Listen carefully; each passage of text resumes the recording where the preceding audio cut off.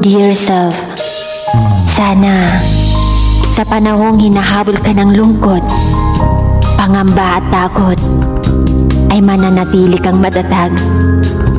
Sana sa panahong pilit kang niyayakap ng mga nakaraan at alaala, ay piliin mong huwag sumuko at patuloy na lumaban.